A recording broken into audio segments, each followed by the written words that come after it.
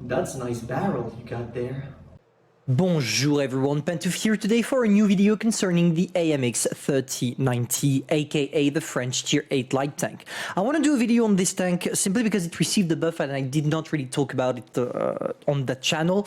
I can't remember the buffs it received, to be fair. I'm not going to brag about something I don't know anything about. I don't have a clue what they buffed on it.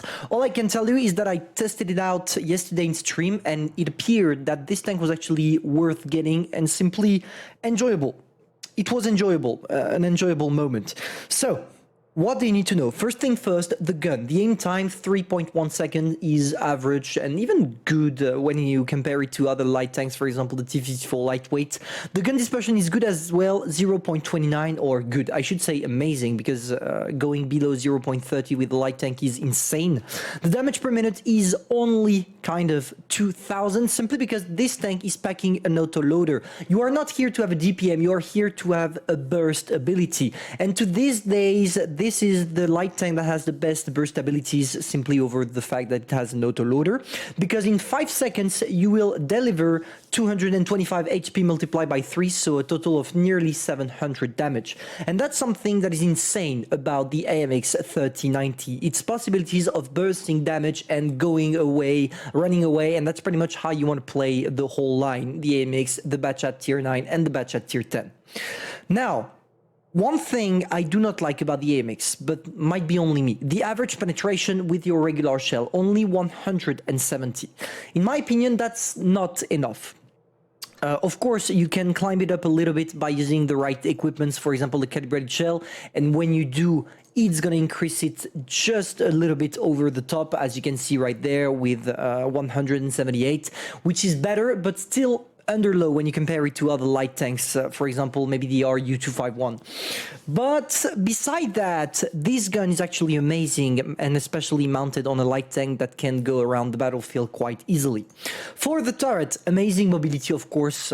We're talking about the light tank, so the turn rate of the turret is amazing. The turn rate of the tracks are amazing as well. The engine is amazing because you will go really, really fast with it. So overall, everything is perfect on the tank, beside that average penetration that sucks a bit, and also the fact that you don't have armor. And I'm not even gonna bother going on Armor Inspector to show you the armor profile of the AMX. It's a light tank, everybody will penetrate you no matter what you try.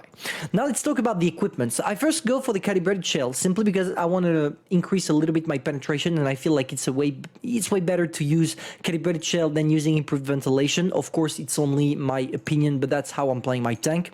After I go for the enhanced gun lane drive to reduce a little bit my aim time, and finally I could go for refined gun or vertical stabilizer. In my opinion, I wanted to go for the refined gun simply because just dropping down to 0.2 seconds, so below 3 seconds with the vertical stabilizer, I don't feel like it's really useful. I would rather, for those moments where I'm at long distance sniping, even if it doesn't happen a lot, but I would rather be sure to decrease my gun dispersion in order for all my shots to go where I aimed. And that's why I play my tank with the refined gun, but both are fine. To be fair, you can go for both on that tank. After, I go for the defense system because I'm not gonna ram anybody. Improved assembly to increase my hit points because, as I told you, you don't have armor. Toolbox because repair, or enhanced track I should say, is useless. Improved optics because I'm a light tank, I'm here to spot, not waiting for my team to spot for me with a camo net. Engine accelerator to increase my mobility, that is already great. And finally, the consumable delivery system, because as you don't have any adrenaline mounted on this tank, you don't need anything else, and therefore consumable delivery system is the best option. Now, let's take a look at what the playstyle looks like. Alright guys, let's go for some live battle, hoping to get in a good matchmaking. It seems like a good one, we're top tier. There are 3 ways for you to play the AMX 3090, the third one being the best one. The first playstyle is the traditional light tank job. You go around, you scoot, you try to get some assisting damage.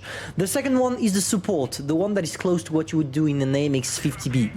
You go with the rest of your allies, the main forces. You wait for your allies and the opponents to get into some beef. You wait for your opponents to shoot at targets, and as soon as they shot at your allies, you go around the corner, you poke your 3 shells, and you go back to a safe position. And the third playstyle is just a mix between the two we just talked about. And that's possibly the best way for you to play it, because it will combine having fun, doing damage, while effectively being a scout on this game. So there we go, guys. We're not gonna bother. We sneaked the first shot. Unfortunately, the FV tried something a little bit weird. Why would you do that? Anyway, some people don't really know what they're doing, and I'm one of those people. Okay, perfect. We sneaked our shot, boys. We sneaked our shot, but it seems like their team decided to split. If you take a look at the map, that's exactly what is happening right now. So I'm gonna try to help them on this side before going away. Okay, there is the FCM. I'm gonna burst all my shells because I know I'm gonna take the shot anyway. Come on. There we go. Oh, perfect. Thank you, Fire. Thank you. Really appreciate it. There we go. Tiger 2 managed to help me killing the FCM. And now we're gonna play it in support. We're gonna wait for that T-44 to shoot at someone, and as soon as it's done, we go out and we burst our shells.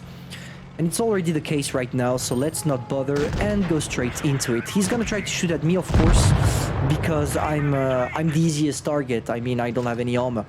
But it didn't work out in the end. It didn't work out for him. There we go. We have the juicy ass of the Tiger 2, but we also have the T-34-3. And I would rather shoot at the T-34-3 just because I can actually clip the guy. And that's exactly what we're gonna do. There we go for the first shot. 1, 2...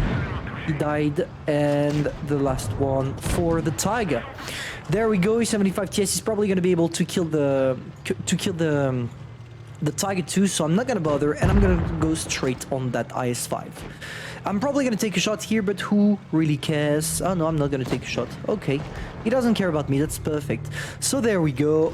We poke around. We are shooting him. He's not even bothering shooting us. And there we go. We are gonna end the game probably with 2.9k damage. There is the VK pushing through, and the STA that takes the shot. Oh no, he's 75 TS. What did I do here? At the beginning of the game, I tried to spot. When I was done spotting, I tried to play in support. And that's pretty much how you want to play your 3090. I don't know yet if I'm gonna go for another game just for you to see more clearly what I mean. But I guess it was pretty clear what I did here. When you can, play in support and burst your shells, and when it's impossible, just do your traditional scout light job and wait for the game to advance for you to know what you're doing. Hope you enjoyed. If that's the case, feel free to subscribe, like, and share, and I'm gonna see you soon for a new review.